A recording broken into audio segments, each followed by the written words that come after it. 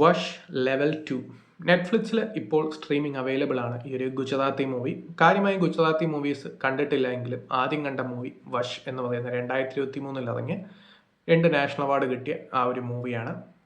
കൂടോത്രം, വശീകരണം അങ്ങനെയുള്ള സംഭവങ്ങളെക്കുറിച്ച് ബേസ് ചെയ്ത് ഒത്തിരി പടങ്ങൾ ഈ ഒരു ഔട്ട് ഓഫ് ഇന്ത്യ ഇറങ്ങുന്നുണ്ട്, മെയിൻലി ടർക്കിഷിലൊക്കെ.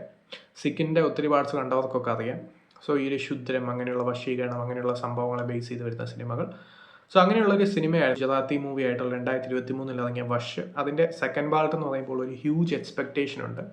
കാരണം ഇത് ഷെയ്ത്താൻ എന്ന് പറയുന്ന ഒരു റീമേക്ക് കൂടിയുണ്ട് ഈ അജയ് ദേവ്ഗൺ മാധവൻ ചെയ്തത്.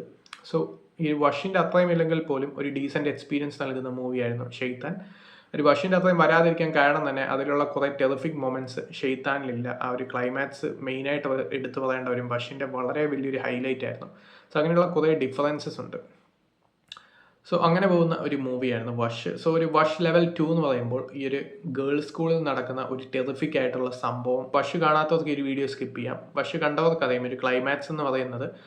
സോ ആ ഒരു പെൺകുട്ടി ജാൻകി ബോഡിവാലയുടെ ക്യാരക്ടർ വശീകരണത്തിൽ നിന്ന് വെളിയിൽ വരാതെ ഇരിക്കുന്നതാണ് ആ ഒരു ക്ലൈമാക്സ് എന്ന് പറയുന്നത്.